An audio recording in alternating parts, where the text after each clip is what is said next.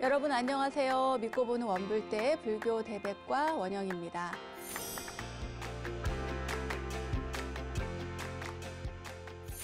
생을 다하고 떠난 사람이 다다른 곳, 살아있는 우리는 다 알지 못합니다. 깨달음의 세계도 마찬가지죠. 우리가 깨닫지 않고서는 불보살님들의 깨달음의 세계를 결코 알 수가 없겠죠. 생명은 반드시 소멸한다. 이것이야말로 변함없는 진리입니다. 마찬가지로 하루하루 기도와 수행 정진을 열심히 한다면 언젠가 깨달음의 세계로 들어갈 수 있다는 것 역시 변함없는 진리죠. 생의 고통을 줄이고 싶다면, 또 깨달음을 향해 간다면 한치의 의심도 없이 끊임없이 정진하는 우리가 됐으면 합니다. 원영 스님의 불교 대백과 오늘도 깨달음의 세계를 향해 지혜 레벨업 해봐야겠죠? 오늘도 환영합니다. 여러분 어서 모이세요.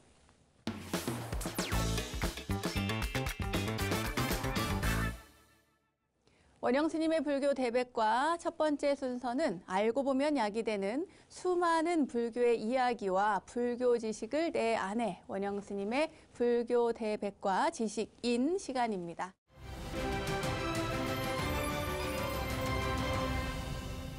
지난 시간에 이어 오늘도 불교 수행법을 공부해 보겠습니다.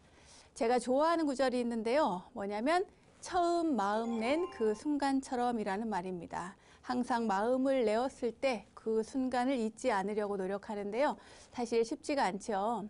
금세 있거나 또는 마음이 변하기가 쉽거든요. 화엄경에 나오는 초발심시 변정각 여러분 다들 아시죠?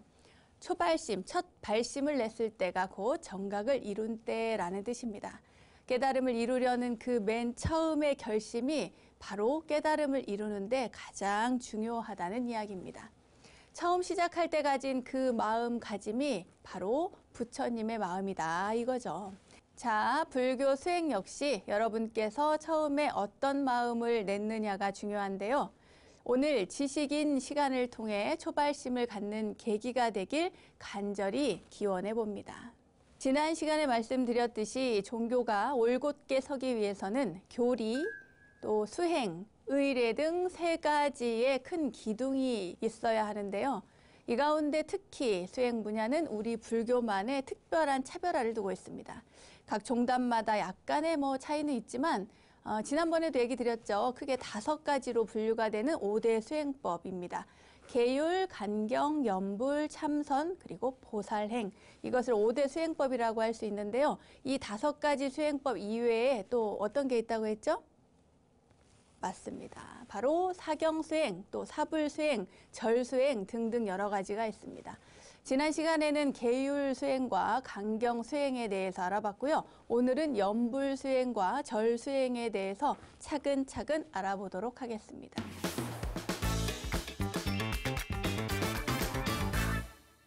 먼저 염불수행입니다. 염불수행, 우리가 절에 가면 가장 많이 하는 것이 바로 염불입니다. 불공할 때에도 염불을 하고요. 또 천도제처럼 의식을 할 때도 불보살님의 명호를 부르면서 그 염을 하는 것이, 또 기도를 하는 것이 주요 의식이죠. 그러니까 염불수행은 불교에서 가장 쉽게 할 수 있는 기본 수행이라고 할 수가 있겠습니다. 그런데요, 염불이라고 하는 것은 우리가 생각하는 거와 좀 다릅니다.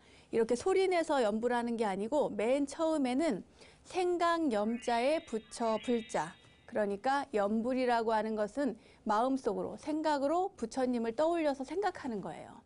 염하거나, 그러니까 생강염자, 그리는 거죠. 구체적으로 부처님의 모습이나 공덕이나 명호나 이런 것들을 생각해서 떠올리는 겁니다. 초기 불교 경전에는 아주 자주 소개를 하고 있는데요. 말하자면 열애의 형상을 관하는 그런 관법 수행과 결합이 되어서 점차 발전되게 됩니다.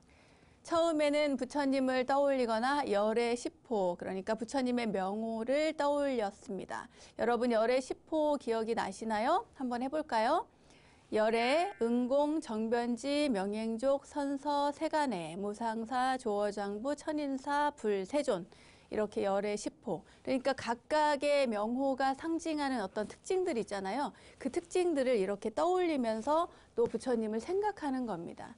그러던 것이 나중에는 부처님의 형상, 대표적으로 32상, 80종호, 이 30 이상 80 종호에 대해서는 여러분들께 아직 말씀을 안 드렸는데요. 부처님의 특징입니다. 그러니까 수승하고 아름답고 고귀한 그러한 부처님의 모습을 이렇게 몇 가지가 있다, 어떤 모습이다 하고 구분지어 놓은 건데 그것을 떠올리면서 부처님을 이렇게 생각하는 것, 그것이 바로 염불이었던 겁니다. 이렇게 부처님의 모습을 떠올리던 것이요, 점차 시대가 지나면서 그냥 부처님을 떠올리기가 어려운 거예요. 이렇게 상상으로 부처님을 떠올리고, 여러분 좋아하는 사람 얼굴 떠올려 보세요. 잠깐은 떠올릴 수 있는데 이게 지속력이 약하거든요. 그러니까 그 사람의 이름을 이렇게 되뇌거나 떠올리는 겁니다. 좋아하니까.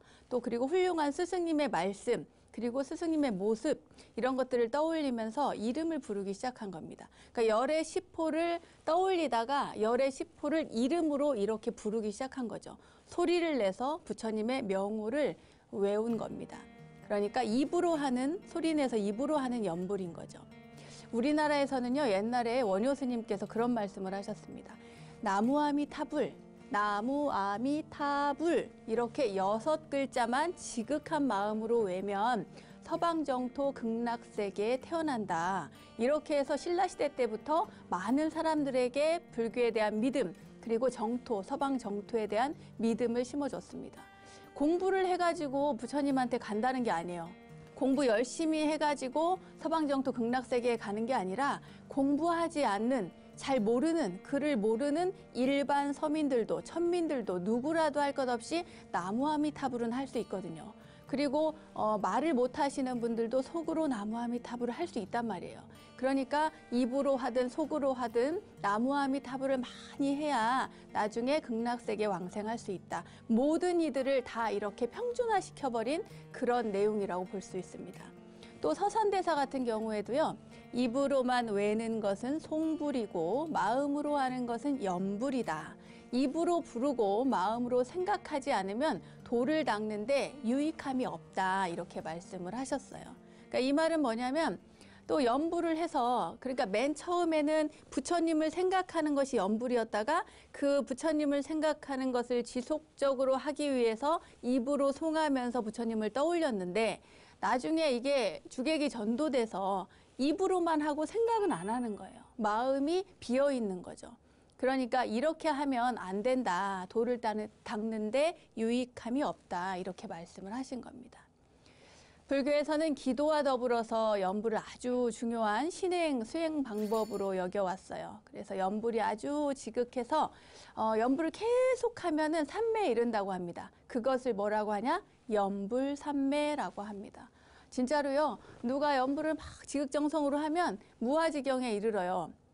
저도 이렇게 법회를 볼 때 이렇게 정근을 하잖아요. 관세음보살님이나 지장보살님 이렇게 정근을 하면, 정근을 한참 하다 보면은 내가 지금 정근하고 있다는 생각 그조차도 사라지는 아주 심오한 경지에 들 때가 있습니다.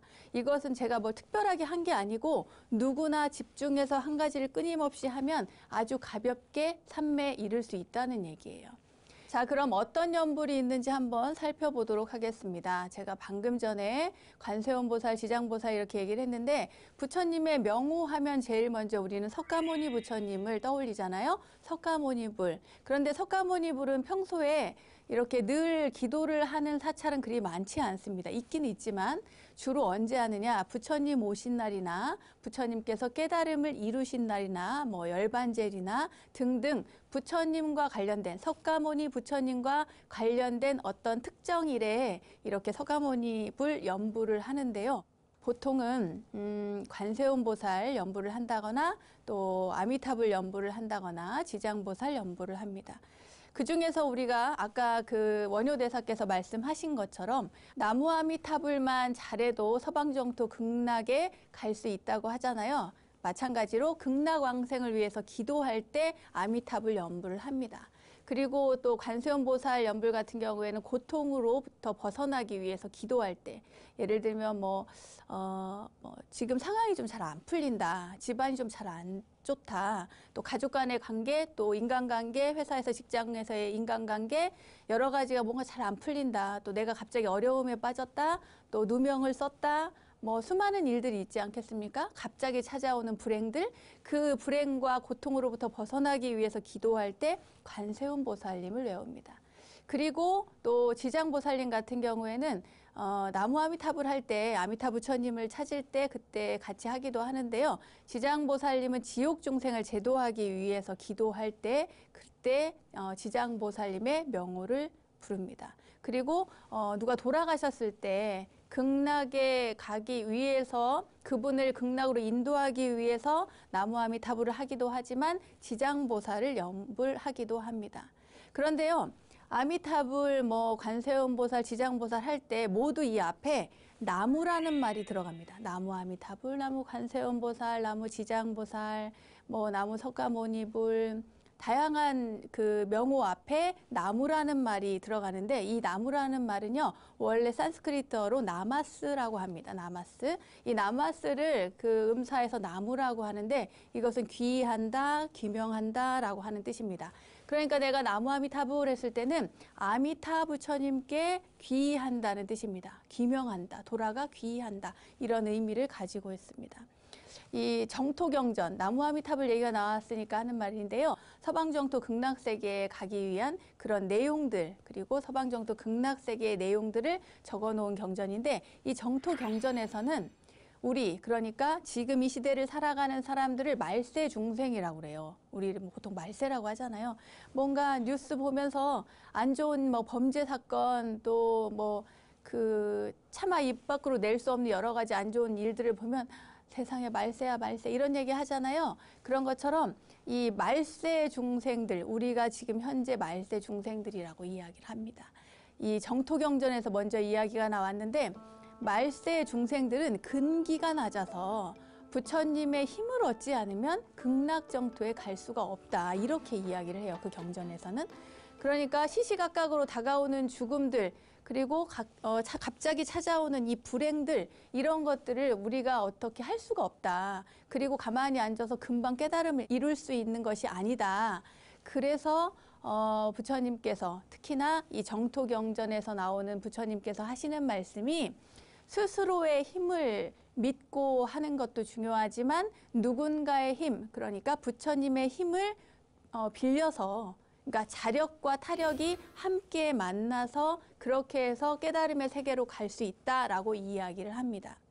원래 불교는 자력을 말하잖아요. 스스로의 힘을 믿는 종교, 그것이 바로 불교입니다. 타 종교는 누군가 뭐 절대자의 힘을 빌려서 우리를 좋은 곳으로 가게 한다 이런 내용이지만 우리 같은 경우에 불교 같은 경우에는 기본적으로 부처님께서 나는 길을 안내하는 안내자다. 너희들은 따라와라.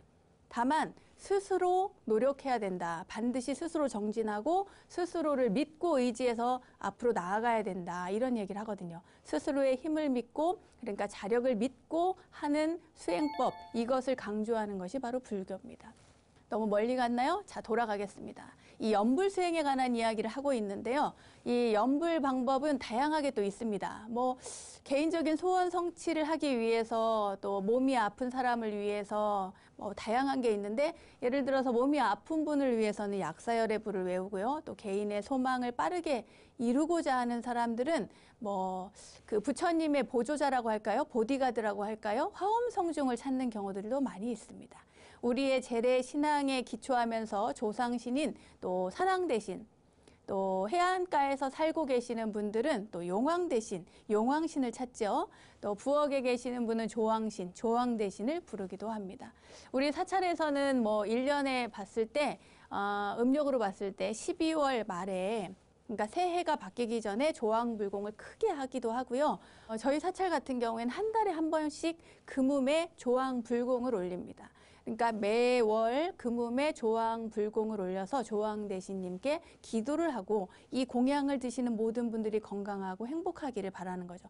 왜냐하면 또 사찰에 오시는 분들 많은 분들도 공양을 드시니까요.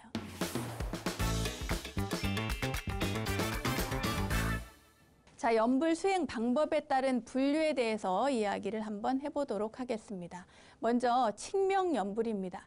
이건 뭐냐면요, 앞에서 제가 이야기한 내용들을 뭔가 이론적으로 나누어졌다고 보시면 되겠습니다. 칙명연불은 먼저 불보살님의 명호를 입으로 부르고 마음으로 부처님의 공덕 그리고 부처님의 상호 이런 것들을 기억하고 생각하고 그래서 연불, 그러니까 속으로 하는 연불과 입으로 하는 연불이 합쳐진 것을 이야기를 하는데 그 중에서도 특히나 입으로 하는 연불에 더 방점을 준 것입니다. 부처님의 명호를 큰 소리로 부를 때는 고성연불이라고 합니다. 높을 꽃자 소리 성자예요. 고성연불. 이제 고성연불을 하면 뭐 잠이 오는 것도 막을 수 있고 더 흥이 나고 신명나죠. 그러니까 여럿이 같이 할 때 예를 들어서 이제 법당에 다 같이 모여서 할 때 고성연불 해도 되고 또 기도처나 이런 데 가보면은 스님이 혼자서 막 목탁이 깨져라 엄청 크게 하시는 경우도 있습니다. 다 고성연불이에요. 잡념이 들어오는 것을 막아줍니다. 그리고 중간 정도의 소리로 부르는 것을 평성연불이라고 합니다. 그냥 그 보통 하는 연불이라고 보시면 되고요. 이번에는 입술을 움직이고 소리는 아주 작게 부르는 것, 이것은 낮을 저자, 소리 성자, 저성연불이라고 합니다. 저음연불이라고도 하죠. 이런 거는 이제 나무아미타불, 나무아미타불 뭐 이렇게 하면서 일을 할 수도 있고 또 나무 관세음보살, 관세음보살 하면서 청소를 할 수도 있고 뭔가를 혼자 하면서 하기에 참 좋습니다. 그런데 그조차도 하기가 조금 눈치가 보인다 아니면 조금 이상하다 싶으면 입술만 움직이고 소리를 내지 않는 무성연불도 있습니다. 그러니까 입술을 움직이는데 이렇게 하는 경우 있잖아요. 입술을 움직이고 또 소리는 내지 않는 경우. 또 공공장소나 이런 데서 하기에 좋죠. 버스나 이런 데 그 안에 지하철에서 탔을 때 거기서 소리 내서 큰 소리로 고성연불 하면 이상하잖아요. 그러니까 속으로 하시면 좋습니다. 여기서 중요한 것은 이 연불수행이라는 것은 우리의 삶과 하나가 된다는 거예요. 언제 어느 때나 다 할 수 있다는 거예요. 우리가 노는 입에 연불한다 하잖아요. 일상생활 하거나 또 산책하거나 차를 타거나 무슨 일을 하든지 간에 이렇게 연불수행은 함께 할 수가 있습니다. 그러면서 내가 흐트러진 마음을 다잡을 수 있고요. 산만한 것도 다잡을 수 있고 또 뭔가 복잡한 것들을 머리를 딱 정리하고 쌈박하게 만들어주는데 연불이 최고입니다. 네. 자, 그 다음으로 넘어가 볼까요? 다음은 관상연불입니다. 이것도 아까 말씀드린 것처럼 그냥 연불인데 관상, 관할 관자, 모양 상자, 상을 관하는 거예요. 그러니까 모양을 보는 거죠. 부처님의 수승한 공덕, 위실력, 모습, 또 극락색 여러 가지 장엄된 모습, 아미타 부처님의 모습 이런 것들을 다 떠올리면서 하는 것이 바로 관상연불입니다. 다시 말해서 부처님의 여러 가지 공덕을 마음속으로 생각하거나 또 극락색의 여러 가지 장엄한 모습, 그러니까 아미타경 보면 극락색의 모습이 나오잖아요. 그러한 모습들을 경전을 통해서 알았으면 그걸 떠올리면서 나무아미타불 하고 명호를 일컫는 겁니다. 이 관상연불에는요 2가지가 있어요. 하나는 불보살님의 형상을, 모양을 생각하는 거고요. 다른 하나는 부처님의 능력, 가르침, 그리고 극락색의 모습을 생각하는 것이 있습니다. 모두가 다 모양이나 또는 형상을 이렇게 떠올리는 것, 관상연불이라고 합니다. 그리고 세 번째 실상연불이라는 게 있어요. 이 실상연불은 마음으로 부처님의 성품인 공, 무한한 생명과 빛을 떠올리는 그런 방법이에요. 이 실상연불 조금 어렵죠. 그러니까 말하자면 연불을 계속 하다 보면 어느 정도의 어떤 산매랄까요? 그런 선의 경지에 이르게 되는데 그때 나오는 연불을 연불선이라고 하고 실상연불이라고 합니다. 그러니까 일반적으로 보통은 하기가 어려울 것 같지만 이걸 지속적으로 끊임없이 계속 하다 보면 연불선에 들어가게 돼요. 그러니까 이 실상연불은 어쩌면 가장 집중했을 때 나타나는 모습이라고 할 수 있겠습니다. 나무아미타불을 계속 부르면서 마음속으로는 아미타 부처님의 빛과 무한한 빛과 생명을 생각하는 거죠. 아미타 부처님 같은 경우에는 무량수, 무량광 이렇게 표현을 하잖아요. 무량광이라고 하는 건 무량한, 무한한 빛을 얘기하고 무량수라고 하는 것은 끝이 없는 수없이 영원한 생명을 이야기하는 것입니다. 그러니까 마음속으로는 내가 본래 부처고 이 온 우주가 모두 부처님이라고 생각을 하는 겁니다. 그렇게 해서 부처님의 명호를 부르는 입과 또 부처님의 마음, 부처님을 생각하는 그 마음이 서로 상응을 해서 합해져서 바로 연불삼매로 들어가게 만들어주는 거죠. 그래서 연불하는 자신을 포함해서 모든 존재가 있는 그대로 생명의 실상인 진여불성, 그 진여불성임을 체득하게 만드는 연불이 바로 실상연불입니다. 조금 어려웠나요? 네. 이 외에, 자, 이거 쉬운 거 알려드릴게요. 간단하게 하는 겁니다. 시간을 딱 정해두고 하는 거예요. 늘 매일매일 뭐 시간이 날 때 안 날 때 할 것 없이 연불을 뭐 관세음보살 하면 나무 관세음보살 이렇게 계속 부르면서 일을 해도 되고 그렇지만 나는 집중해서 시간을 딱 정해서 하고 싶어. 이러면 아침에 30분, 저녁에 30분 뭐 이런 식으로 아니면 1시간 동안 내가 이 연불을 해야지 이렇게 생각을 하고 하는 시간 연불이 있고요. 아, 나는 예를 들어서 관세음보살님을 오늘 10,000번을 부를 거야. 이렇게 해가지고 계수기 가지고 돌리면서 10,000번을 하시는 분도 있습니다. 그러니까 이거는 수량연불이라고 하겠죠. 절에서 그 절을 하면서 예를 들어서 108대참회 같은 경우에 절을 하면서 그 지심, 기명예, 구류손불 뭐 이렇게 하면 부처님의 명호가 들어가잖아요. 그 명호를 부르면서 절을 하는 것, 이것을 절연불이라고 합니다. 그렇지만 뭐 여러분들께 권하고 싶은 것은 그냥 시간 날 때 노는 입에 연불하듯이 언제 어느 때나 편안하게 늘 입에 달고 있으면 그게 가장 좋은 연불인 것 같습니다. 자, 그럼 이렇게 연불을 했을 때 어떤 좋은 일이 일어날까요? 연불요집이라고 하는 경전이 있는데요. 이 책 안에는 이런 이야기가 나옵니다. 이 연불을 많이 하면 이 생에 좋은 이익들이 있는데 그 첫 번째가 무거운 죄와 장애를 소멸하는 이익을 얻게 된다고 합니다. 그러니까 연불을 많이 하면 죄의 업장이 소멸된다는 거예요. 그리고 광명으로 섭수해 주시는 이익. 그러니까 항상 어딜 가도 아우라가 있는 거야. 그리고 누군가가 보호해 주는 그런 역할을 합니다. 연불을 열심히 하면서 가는데 갑자기 엎어지거나 이런 일은 없어요. 그냥 멍 때리고 가다가 엎어지는 일은 있는데 아, 이런 말 하면 안 되나? 저 같은 경우에는 제가 그렇게 느낄 때가 있었습니다.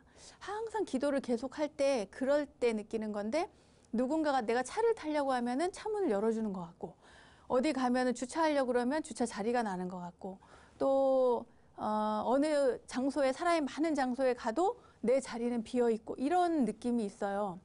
근데 이거는 늘 그런 건 아니고 기도를 열심히 했을 때만 나타나는 이익입니다. 자, 그 다음에 보살님들이 은밀하게 가피를 주시는 이익이 있습니다. 당연하겠죠. 이상의 것들이 제가 지금까지 말씀드린 것들이 다 그 불보살님의 가피에 들어가는 겁니다. 그리고 늘 보호해 주시고요. 또 신장님들이 늘 지켜주시고 공덕이 또 많이 쌓이겠죠. 공덕이 많이 쌓이다 보면은 업장도 소멸되고 또 공덕이 많은 사람은 누군가가 함부로 하지 않습니다. 늘 그분을 존중하게 되고 어딜 가도 대접받고 그런 이익이 있습니다. 또 법문을 많이 듣고 지혜를 얻는 이익도 있어요. 연불을 많이 하면 지혜가 생깁니다. 그리고 항상 신심이 이렇게 돈독해져서 보리심에서 물러나지 않죠. 그리고 부처님을 받들어 친견하는 이익이 있다고 합니다. 그러니까 부처님을 늘 생각하고 또 연불하고 이렇게 살아가니까 늘 부처님을 만나는 이익이 있습니다. 이렇게 형상으로 뿐만이 아니라 꿈에서도 볼 수 있고요. 그리고 다음 생에도 만날 수 있고요. 좋은 인연들을 많이 지으면 진짜 나에게 다가오는 모든 이들이 다 부처님이 되어서 도와주는 일들이 생깁니다. 이것이 바로 연불 수행의 이익이에요. 자, 그러면은 스님 그런데 질문이 있어요. 연불은 뭐고 주력은 뭐예요? 이렇게 물으시는 분들이 있습니다. 연불과 주력 뭐가 다른 것이 아니고요. 이 주력 수행이라고 하는 것은 어떤 특정한 문장, 짧은 문장, 이 음절로 표현되는 것들을 뭔가 자꾸 되뇌면서 외우면서 누군가의 초월적인 힘을 좀 빌리는 거예요. 그래서 그게 맞닥뜨려서 어려움을 극복하고 돌파해 나가는 힘을 만들어주는 것, 이것이 바로 주력 수행입니다. 예를 들어서 이제 여러분 다란이 많이 하시죠. 절에 가면 신묘장구 대다라니를 많이 할 겁니다. 이 다라니는 신묘장구 대다라니뿐만 아니라 다른 다라니들도 있어요. 근데 이 다라니라고 하는 것은 그것만 어느 특정적인 그런 고유 명사가 아니고 잘 기억해서 간직한다라고 해서 가질 지자를 씁니다. 이것을 다라니라고 합니다. 이렇게 다라니를 많이 해. 천수다라니라든지 능엄주 같은 것도 사실은 다라니거든요. 이런 것들이 자신을 보호하는 힘이 된다는 거죠. 자, 그러면은 만뜨라는 뭐예요? 이렇게 이야기를 하거든요. 이건 티베트 불교에서 많이 하죠. 우리말로 쉽게 하면 진언입니다. 진언. 짧은 구절이죠. 여러분들 아마 다 진언을 하나쯤은 알고 계실 겁니다. 뭐? 광명진언이나 육자대명왕진언, 관세음보살 육자대명왕진언. 광명진언 같은 경우에는 오마모카바이로 차나마무드라 마니 파드마지바라 프라 바르타야움. 그리고 관세음보살 육자대명왕진언은 옴마니 반매움. 자, 제가 그래서 염주를 가지고 왔습니다. 특히나 염부를 하는 경우에는요, 나무아미타불을 하든 관세음보살을 하든지 간에 이 염주를 돌리면서, 이게 108염주인데 이 108염주를 돌리면서 하면 좋습니다. 그런데 다라니 같은 경우에 신묘장구 대다라니 같은 경우에는 양이 많잖아요. 길잖아요. 길으니까 내가 한 자리에서 다 못해. 그래서 108을 다 못한단 말이에요. 그러니까 그러면 나는 3번만 해야지, 7번만 해야지, 아니면 21번만 해야지, 아니면 49번만 해야지, 이렇게 결심을 하고 그 자리에 앉아서 하면 되거든요. 그런데 이렇게 염주를 돌리면서 하는데 3번이나 7번은 우리가 셀 수가 있죠. 근데 21번 되면은 셀 수가 없어요. 그러니까 108염주에 저는 이렇게 여기 빨간 끈을 이렇게 중간에 이게 부처님 오색실인데 그 실을 하나 여기다 딱 묶어놨어요. 그러니까 21번째 되는 데다가 하나를 묶어놓고 그리고 49번째 되는 곳에다가 이렇게 하나를 묶어놨어요. 그런 다음에 이거를 하나씩 돌리면서 다라니를 할 수도 있고 또 이제 108을 다 하겠다. 예를 들어서 옴마니 반매음을 하고 싶다. 그러면은 이제 옴마니 육자대명왕진언 옴마니 반매음 옴마니 반매음 옴마니 반매음 옴마니 반매음 옴마니 반매음 이렇게 할 수도 있고 광명진언도 마찬가지로 이거를 오마무카바이로 차나 마하무드라마니 파드마지바라 브라 바르타야움 하고 하나를 돌리는 거예요. 나무아미타불 할 때도 마찬가지입니다. 나무아미타불, 나무아미타불, 나무아미타불, 나무아미타불. 이렇게 하시면 좋습니다. 한 번 하고 하나를 돌리고. 그냥 이제 평소에 나는 이게 염부를 한 번 하고 하나를 돌리는 게 쉽지가 않다. 그래서 이렇게 막 돌리면서 나무아미타불, 나무아미타불 하면서 돌리시는 분들도 계세요. 근데 이제 글쎄요. 이걸 맞다 틀리다 저는 판단을 못 하겠습니다만 가급적이면 이걸 차분하게 한번 하고 돌리시는 것이 더 좋을 것 같습니다, 여러분. 네. 자, 그 다음에 또 호주라는 것도 있어요. 호신주라는 건데 이거는 이제 주로 남방불교 국가에서 많이 합니다. 그들은 뭐라고 얘기하냐면 빠리따라고 이야기를 합니다. 아무튼 남방불교 국가의 스님들이나 신도들은 위험과 악으로부터 보호하고 방어하기 위해서 이 빠리따, 호신주를 많이 한다고 합니다. 자, 이해 가셨죠? 진언은 짧은 구절을 통해서 그것을 계속 반복적으로 함으로써 힘을 얻는 것이고 염불은 그러니까 진언까지 포함해서 수많은 것들을 토탈로 해서 염불이라고 얘기를 하는 거예요. 의식을 할 때 하는 것도 염불이고 불공할 때 하는 것도 염불이고 이 모든 것들 소리를 내서 하는 것 마음속에 부처님을 그리면서 하는 것 이 모든 것들이 염불에 들어갑니다. 자, 지금까지 염불에 대해서 말씀드렸습니다.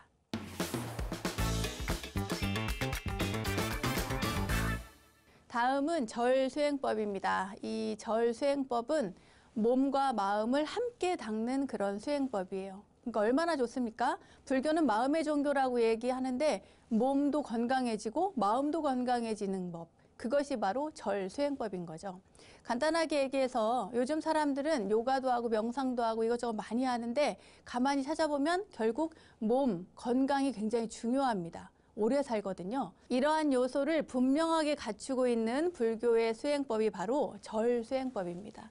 이 절수행법이 가진 어떤 매력, 장점 이걸 따져보면요, 사람들이 이 불교도뿐만 아니라 일반인들도 종교가 다른 사람들도 현대인이라면 누구나 일상생활에서 편안하게 할 수 있는 것이 바로 절입니다. 자, 먼저 삼배부터 볼까요? 우리는 절에 가면 늘 삼배를 하죠.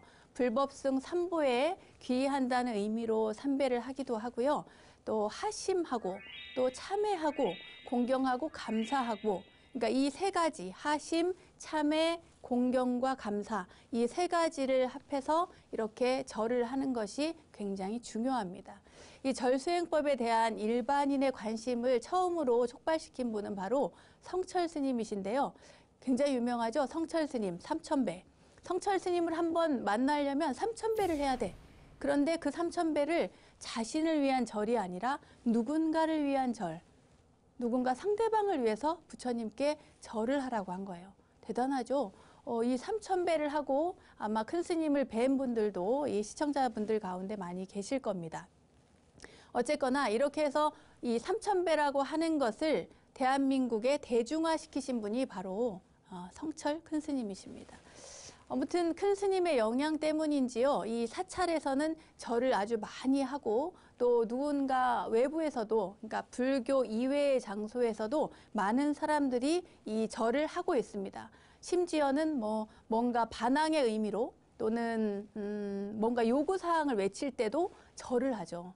그런 정도로 이 절이라고 하는 것은 자신을 낮추고 바라보고 모두에게 제발 제 이야기를 들어주십시오 하는 그런 예경의 행위까지 포함해서 많은 사람들에게 대중화되어 있습니다. 이 절수행법이 체계화된 곳, 그곳을 찾아보면 어디냐? 바로 티베트 불교를 이야기하지 않을 수가 없습니다. 티베트 불교에서는요, 수많은 사람들이 이 절수행을 합니다. 예를 들어서 스님이 되기 위해서 스님들 같은 경우에는 무려 10만 배를 해야 된다고 해요. 10만 배. 굉장하죠? 티벳의 절 방식을 보면 크게 합장과 오체투지로 이렇게 나눌 수가 있는데, 티벳 스님들은 제가 다시 보여드릴게요. 합장할 때 우리는 이렇게 합장을 하는데, 이렇게 제가 돌려서 보여드릴게요. 합장을 합니다. 그런데 티벳의 스님들은 이 여의주수처럼요, 여의주 모양 또는 연꽃 모양이라고 해서 엄지손가락을 살짝 안으로 넣고 그리고 이렇게 모양을 잡습니다. 연꽃 모양으로. 자, 보여지나요? 이렇게 되어 있는데 오른쪽으로 다시 보여드리겠습니다. 이렇게 엄지손가락을 우린 이렇게 붙여서 손바닥을 붙이잖아요. 붙이지 않고 이 엄지손가락을 안으로 밀어넣고 이렇게 공간을 만듭니다. 연꽃 모양처럼. 네. 이렇게 공간을 만들어서 합장을 합니다. 그런 다음에 절할 때도 정수리를 이렇게 손을 올리고 이마에 대고, 그 다음에 입 앞에, 그 다음에 가슴 앞에, 그런 다음에 이제 오체투지 절을 하게 되는 거죠. 제가 직접 보여드리고 싶은데 이 바닥이 미끄러워야 이게 잘 되거든요. 그런데 여기가 지금 그 바닥에 카페트가 깔려 있어가지고 실제로 보여드리지 못하지만 이런 식으로 절을 합니다. 이 정수리나 이마가요, 그 우리의 몸을 상징을 하고, 그리고 입은 구업을 짓지 않는 것, 입은 구업을 상징을 하고, 그리고 가슴은 마음을 상징을 하는 겁니다. 그러니까 내 어두움이 다 사라지는 것, 그러니까 내 몸의 어두움이 다 사라지고 부처님의 몸을 이루도록 해주십시오 하는 의미에서 이 정수리와 이마를 대는 것이고요. 그리고 입은 내 말의 잘못된 것, 어두운 것, 이것들이 다 사라지고 또 좋은 말만 해서 부처님의 축복을 받게 해주십시오라는 의미가 있고, 가슴은 내 마음의 어두움, 내 어둡고 우울하고 슬프고 분노하고 이 모든 것들이 다 정화되고 부처님의 마음을 나도 저도 이루게 해주십시오라고 하는 의미로 신구의 삼업을 소멸시키는 것, 그것이 바로 이 티베트 불교의 합장과 오체투지에 들어 있습니다. 여러분들 한번 해보시면 좋을 것 같아요. 이게요, 또 뱃살 빠지는데 아주 효과가 좋습니다. 자, 다음으로 넘어가겠습니다. 이번에는 일상생활 속에서 절을, 그러면 절 수행을 어떻게 할 것인가, 절 수행 방법에 대해서 말씀드리도록 하겠습니다. 이제 의식과 절차가 사실 있어요. 절 수행 또한 의식과 절차를 통해서 진행을 하시면 더욱 좋습니다. 먼저 법당에 갔을 때 대중들과 함께 이 절 수행을 할 경우에는요, 이건 또 굉장히 쉽습니다. 왜냐하면 삼귀를 하거나 예불을 모시거나 반야심경, 천수경, 그 법당에서 할 수 있는 것들은 다 한 다음에 발언을 하고 절 수행을 하면 되는데, 절 수행하기 전에 먼저 차분하게 마음을 가라앉히는 의미에서 입정을 잠깐 했다가 그리고 나서 일어서서 절 수행을 하시면 됩니다. 100번을 하건 300번을 하건 500번을 하건 1000번을 하건 그건 본인의 어떤 신체 컨디션이나 본인의 의지에 맞추어서 하시면 되겠습니다. 그런 다음에 끝났을 때 회향을 하고 소망을 말하고 모든 종생에게 제가 한 절의 공덕이 전부 회향되기를 바라는 마음으로 하시고 그 다음에 사홍서원을 하고 마치시면 됩니다. 근데 문제는 두 번째인데요. 집에서 혼자서 할 경우입니다. 저는 항상 이렇게 무슨 일을 할 때 향을 한 자루 사르고 하시라고 말씀을 많이 드리는데요. 그것도 도움이 되고 그렇지 않더라도 이렇게 깨끗하게 정리정돈한 다음에 그 다음에 삼귀나 반야심경을 하시고 그 다음에 또 입정을 잠깐 하시고 절을 하시면 좋습니다. 마찬가지로 그 마무리는 사홍선을 하셔도 되고 뭐 안 하셔도 되고 또 일체 중생에게 회향을 하시거나 이렇게 하시면 되겠습니다. 이렇게 해서 절을 하면 절 수행을 마치게 되는데요. 제가 보기에는 절 수행이건 사경 수행이건 중요한 건 하는 겁니다. 하는 거. 무엇이든지. 이 절차 따지고 의식 따지고 이렇게 해가지고 하면 더 좋겠지만 그거를 따지고 하다가 이미 진이 빠져버리는 것보다 하시는 것, 단 한 번이라도 하시는 것이 가장 중요하다는 말씀을 드리고 싶습니다. 자, 불교 지식을 내 안에 원불대 지식인 오늘은 여기까지입니다.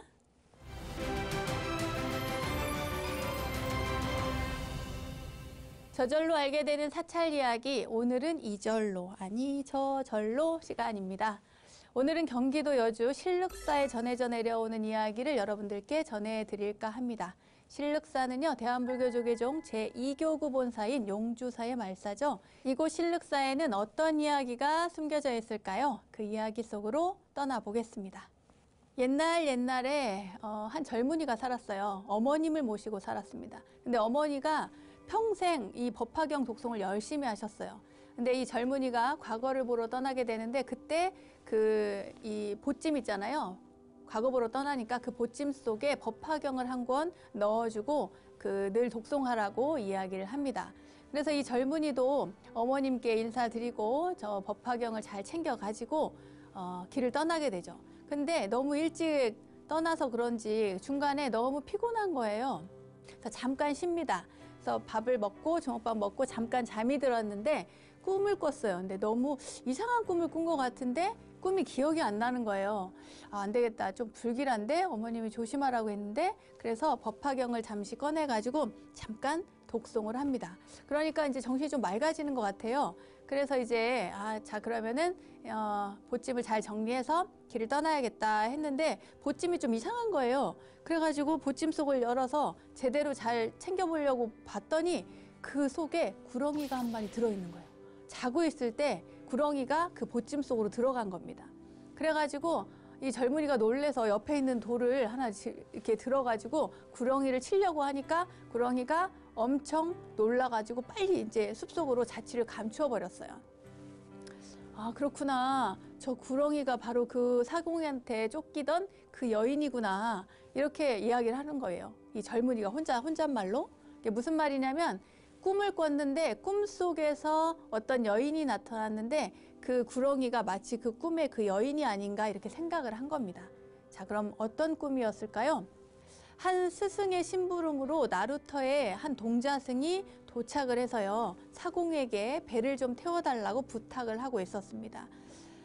뱃삭은 많이 있으니 좀 태워달라고 부탁을 한 거예요. 그래서 동자승이 돈을 꺼내가지고 이렇게 사공한테 주니까 사공이 돈이 어디서 났느냐며 바른 대로 대라고 어디서 훔친 거 아니냐고 이렇게 윽박을 지르거든요. 그때 동자가 하는 이야기가 이 돈은 보은사라고 하는 절을 보은사를 중창할 시주돈이에요. 스님께서 어른 스님께서 강 건너 대장간에 갖다 주라고 하셔서 가는 길입니다. 이렇게 이야기를 합니다. 그래서 이제 사공이 그러면 나루를 건네주지 하고 이제 배를 타라고 그래요. 동자승을 태운 배가 이렇게 강으로 이렇게 쭉 밀려나갈 즈음에 한 여인이 헐레벌떡 뛰어오면서 여보세요, 잠깐만 기다려주세요, 저 좀 태워주세요 하는 거예요. 그러니까 사공이 이미 이제 그 나루터를 떠났으니까 다시 돌아가기가 싫으니까 거절을 합니다.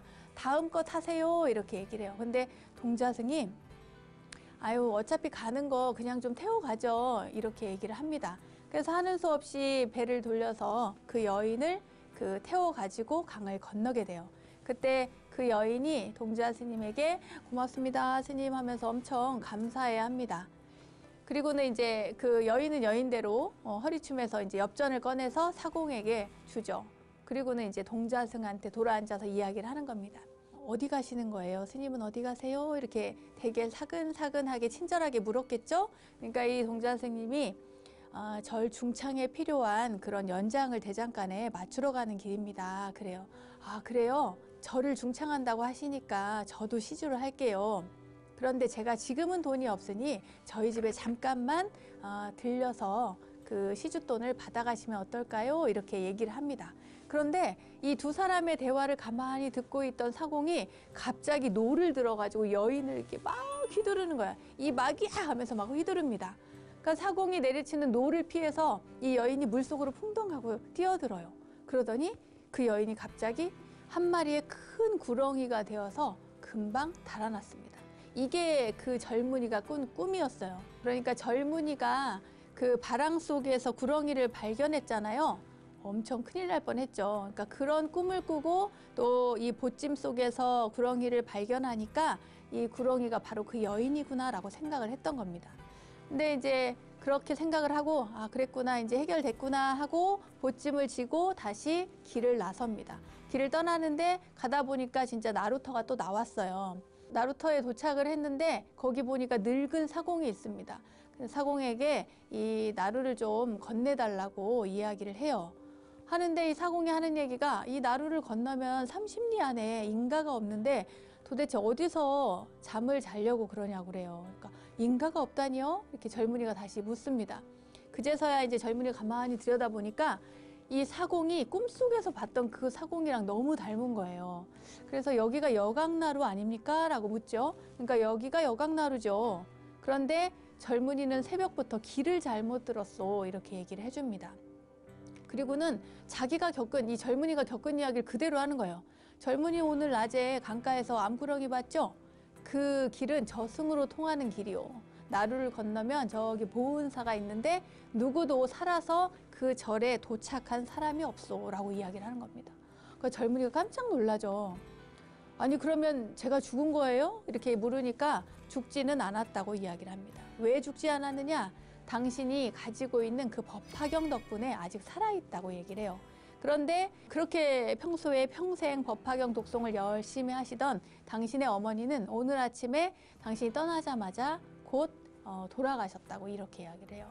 그 어머니가 그 돌아가신 다음에 보은사에 나찰이 되었는데 이 나찰은 뭐냐면 불교를 지키는 호법신을 말합니다. 그러니까 이 어머니는 돌아가셔서 보은사에 나찰이 됐는데 이 절이 퇴락해서 거처할 곳이 없었던 거예요. 그래서 절 아래에 100마녀가 살고 있던 그 집에 머물게 됐대요. 그러니까 이 어머니가 나찰이 되어서 불교 호법신이 되어서 머물게 되니까 이 100마녀가 집을 잃고 떠나게 됐겠죠? 거기에 대한 복수로 이 아들을 죽이려고 했던 겁니다. 하지만 늘 수지독성하는 법화경 때문에 아들을 해치지 못했던 것이죠. 그 이후에 이 젊은이는요, 그 장원급제를 합니다. 성종 4년 때 장원급제를 하고 나중에 여주의 원님이 되어서 돌아오게 되는데 대왕대비의 특명으로 보은사를 크게 중창하게 되는데요. 나중에 이곳을 부처님의 신탁으로 특별히 부탁해서 중창했다고 해가지고 절 이름을 신륵사라고 개칭했다고 합니다. 지금도 신륵사 탑 근처에는 젊은이의 어머니가 지니고 있던 법화경이 안장되어 있다고 합니다.